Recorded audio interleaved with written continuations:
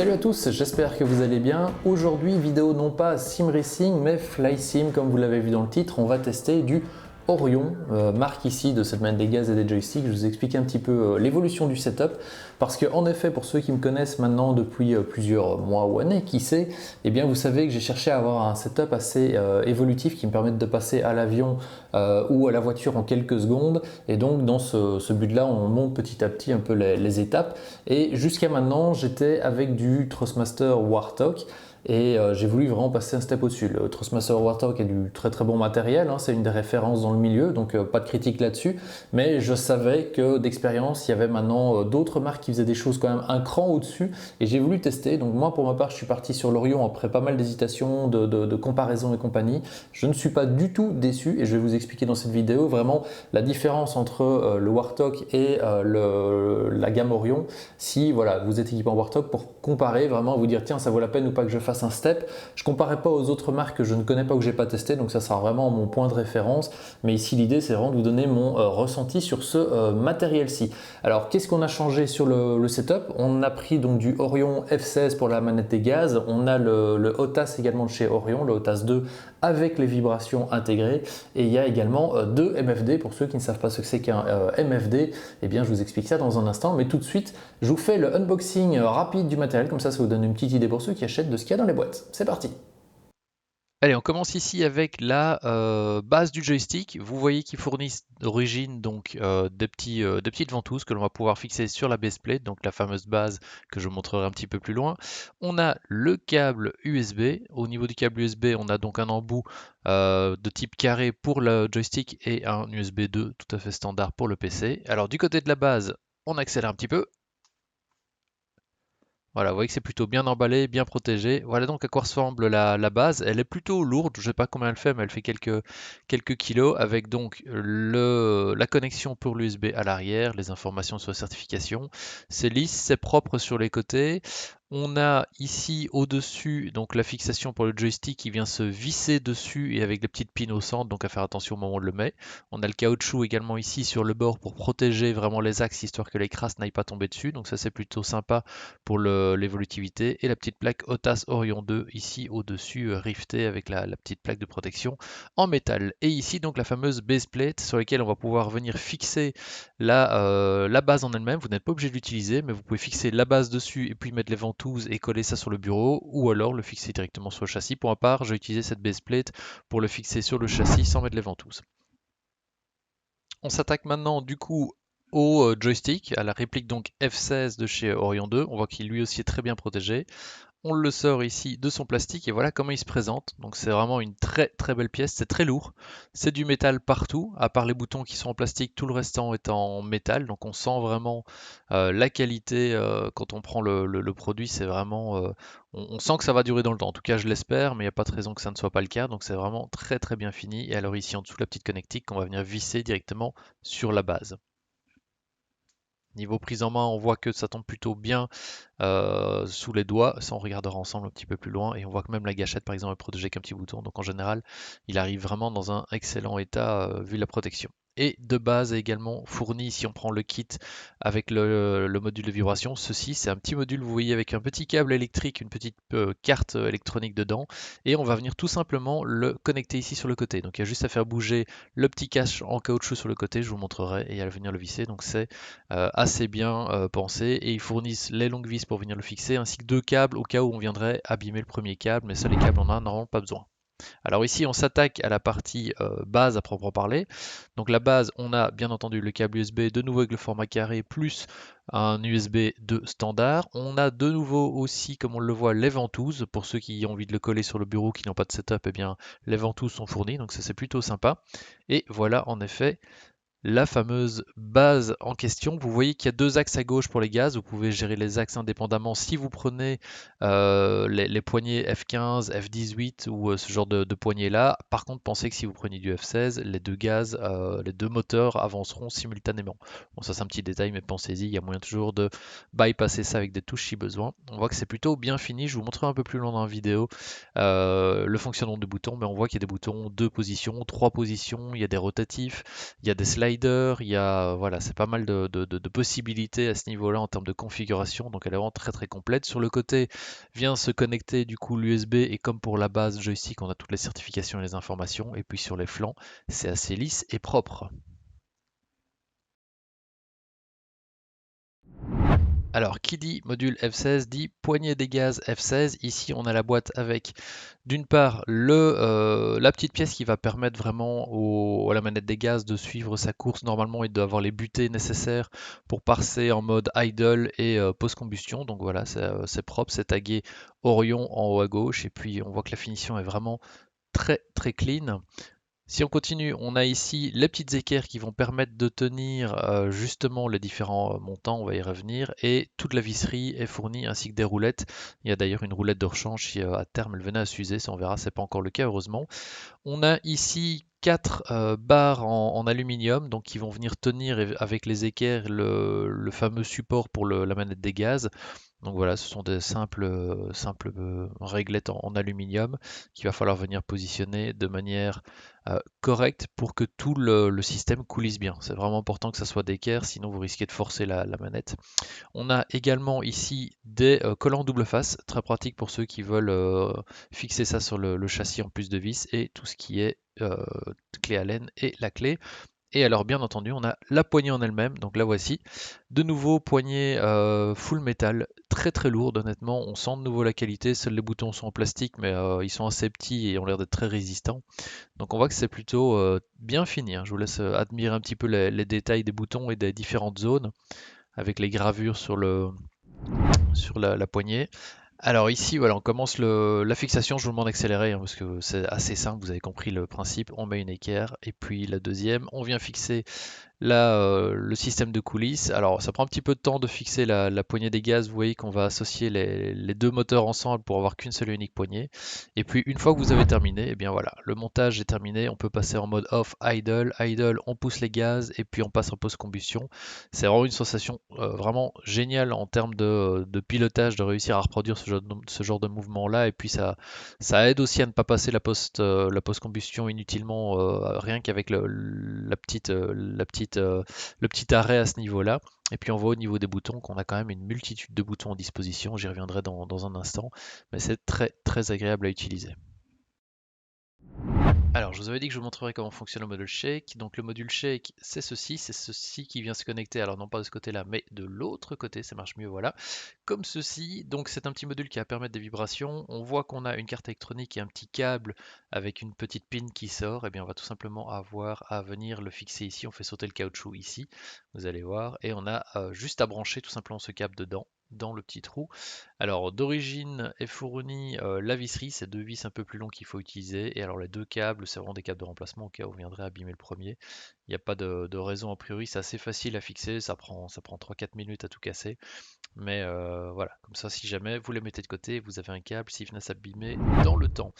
Ici, on a terminé, je vous passe le temps qu'on a mis à le monter. On arrive directement au moment où on décolle les petits autocollants. Ça y est, c'est tout beau, c'est tout propre. Et donc, on vient de rajouter le module. Ça nous rajoute du coup on va dire deux boutons, enfin qui ne sont pas des boutons, qui sont des joysticks directionnels sur le côté gauche du joystick. Et on voit ici, on a une gâchette également en dessous, la gâchette noire. Donc, il y a la gâchette rouge qui est d'origine, et puis la petite gâchette noire qui, elle, fonctionne avec différents crans. Il y a un cran de sûreté, un cran ici où on peut voilà, tac, cliquer et puis on peut aussi enfoncer la gâchette en question.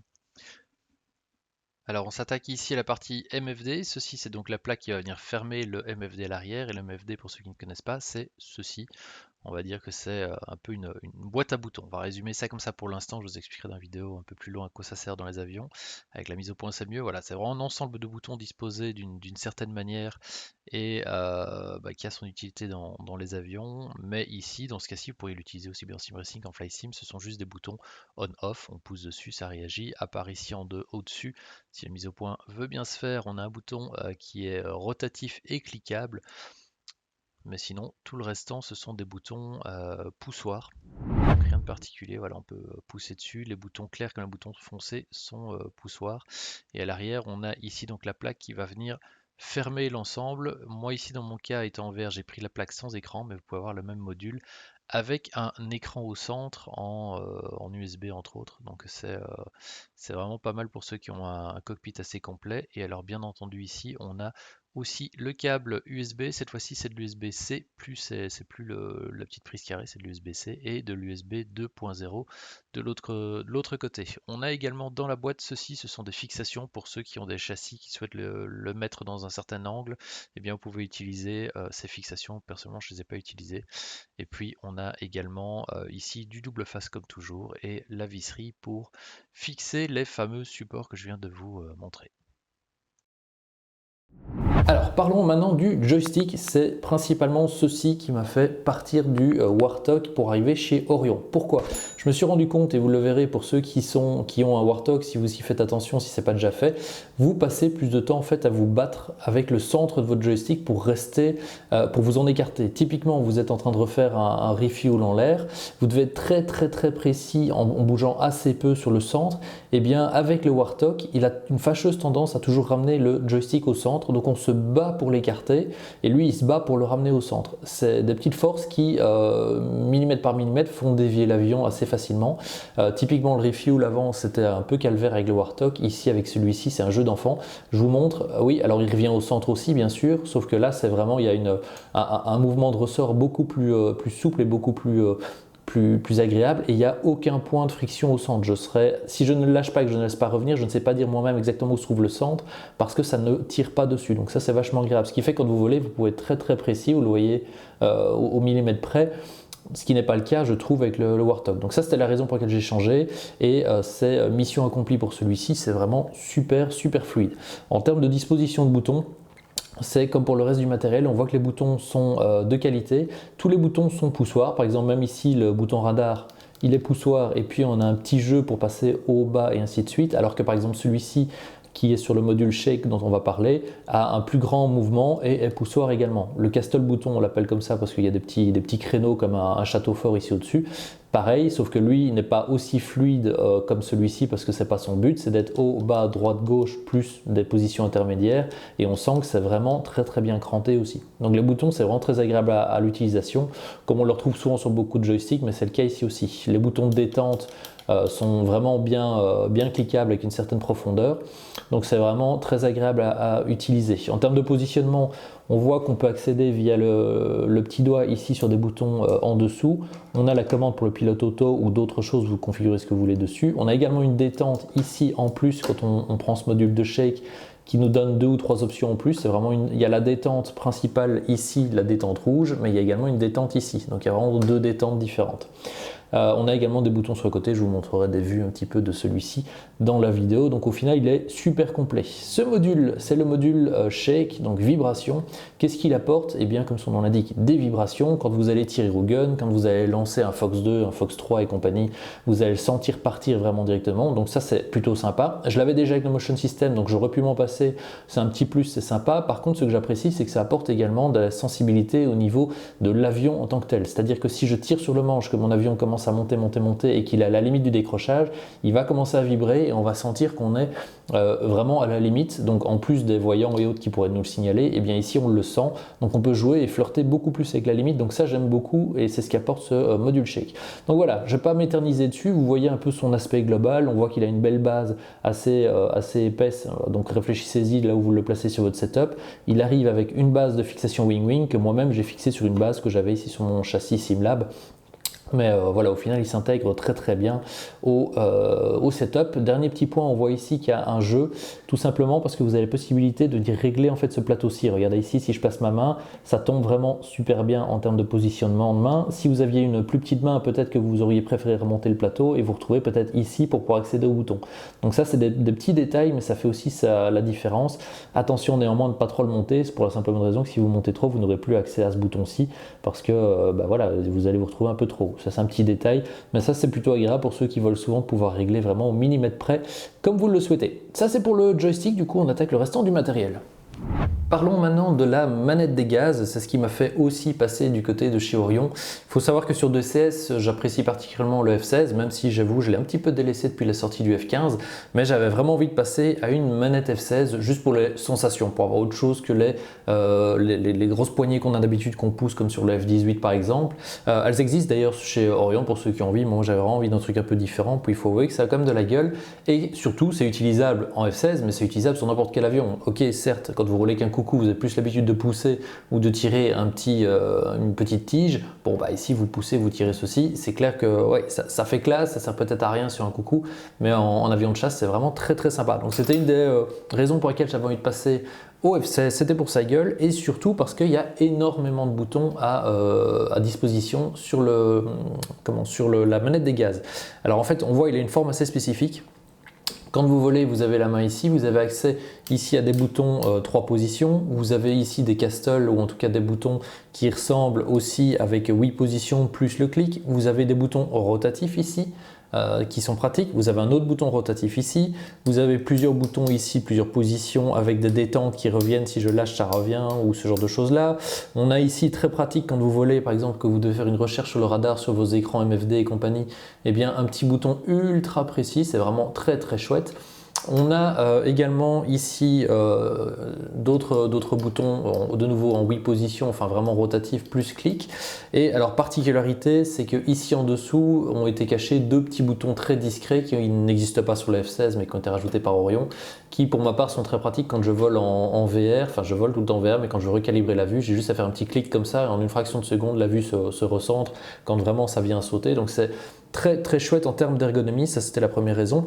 Deuxième raison, c'est la qualité du matériel qui est vraiment exceptionnelle. Alors c'est bien sûr, on retrouve des boîtes à boutons comme ça chez plein de fabricants. Par contre, on sait que chez certains fabricants, les boutons ils sont vraiment très cheap. On n'a pas l'impression que ça va durer bien longtemps, on n'a pas un bon effet ressort. Ici c'est vraiment parfait. Je vous laisse un petit peu écouter les bruits, comment ça entre guillemets claque bien.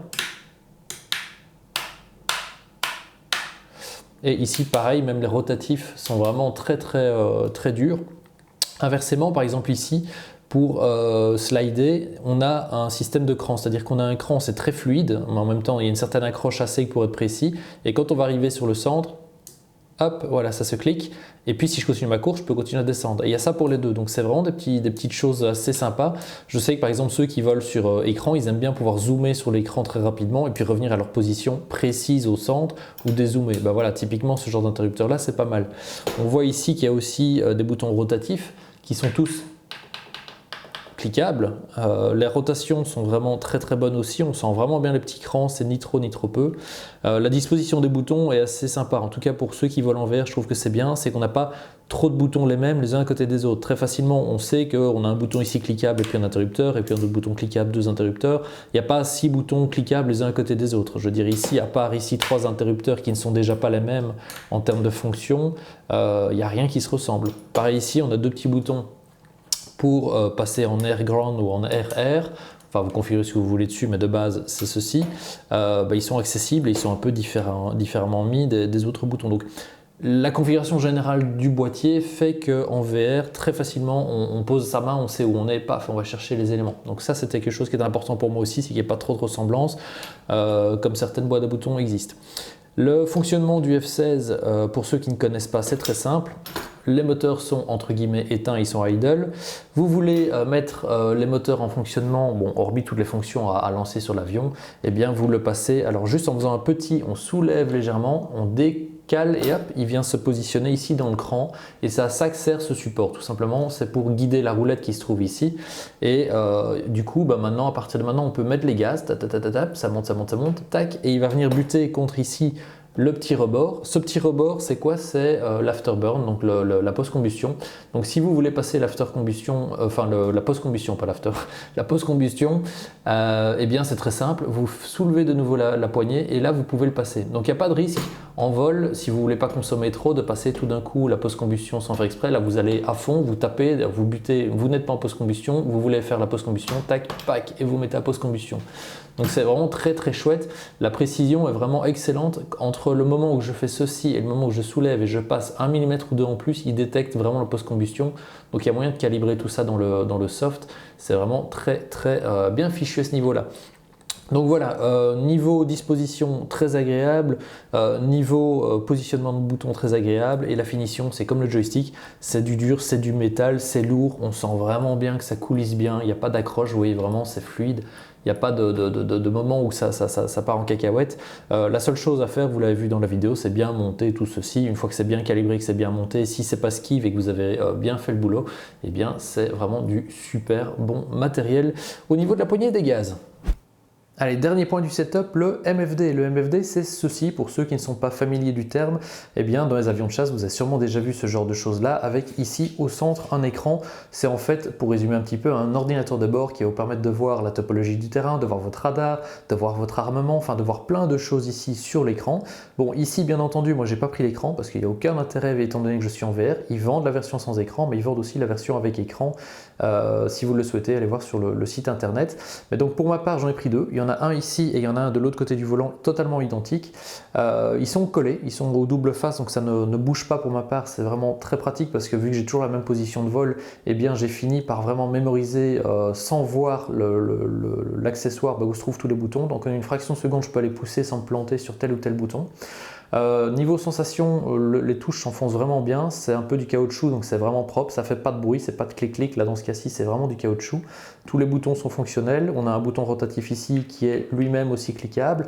Et alors première particularité de ceci que je trouve sympa du côté d'Orion, c'est qu'ils ont été mettre ici entre les boutons lumineux que vous voyez les gris, il y a des boutons qui sont noirs et qui sont cliquables aussi. Si je dis pas de bêtises, mais j'ai pas l'avion de chasse dans le jardin pour aller vérifier, je ne pense pas que sur les avions de chasse ces boutons soient cliquables, c'est plutôt des séparations entre les gros boutons. Dans ce cas-ci, ils sont cliquables, donc du coup, ils multiplient déjà les nombres de possibilités pour ceux qui ont envie vraiment d'utiliser un max de boutons. Donc ça, c'est un truc sympa que je trouve du côté de chez Orion, c'est qu'ils n'ont pas bridé le matériel. Et autre chose très sympa, c'est ce petit interrupteur-ci, ici, juste sur le côté. C'est un interrupteur 3 positions et qui va vous permettre tout simplement de simuler 3 MFD avec un seul MFD. C'est-à-dire qu'ici, j'ai les boutons 1, 2, 3, 4, 5, 6. Si je le passe au milieu, j'ai peut-être le bouton 6, 7, 8, 9, 10 et ainsi de suite. Donc il y a une multitude de boutons et il y a juste à passer en fait en live pendant que vous roulez ou que vous volez ici le bouton en position 1, 2, 3 et ça devient le MFD 1, 2 ou 3. Ce qui fait que dans mon cas, par exemple, j'ai 2 MFD, mais il y a des avions où il y en a 4, et bien je sais qu'en passant en position 1 ou 2, je peux simuler le MFD 1 au-dessus et le MFD 2 en dessous, et pareil de l'autre côté, et au final j'en ai 4. C'est des petits détails, mais je trouve que c'est sympa de penser à l'utilisateur. Ils auraient très bien pu vous forcer à acheter 2-3 MFD parce que vous en vouliez 2 ou 3. Ici, en gros, vous pouvez n'en acheter qu'un et réduire les coûts et avoir quelque chose de tout à fait accessible si vous n'avez pas beaucoup de place ou pas de budget ou avancer petit à petit. Donc ça, c'est vraiment très très chouette de leur part. Ça, au niveau du MFD, je pense qu'on a fait le tour. C'est quand même assez simple comme accessoire, mais il est de nouveau très bien fini. Il est vraiment solide, on sent la qualité. Les LED sont vraiment propres. On peut régler d'ailleurs l'intensité des LED et tout directement via le software. Et ce que je vous propose, c'est justement de vous montrer un petit peu à quoi ressemble le software, parce que c'est une partie importante aussi de Orion, c'est qu'ils développent vraiment tout sur mesure pour que ça soit très facilement customisable. Donc on va faire un petit saut dessus avant de partir vers la conclusion. Allez, petit point sur le software. Vous voyez que WingWing a développé son software à lui. Donc quand vous achetez le joystick, c'est pas juste un périphérique que vous branchez et puis débrouillez-vous.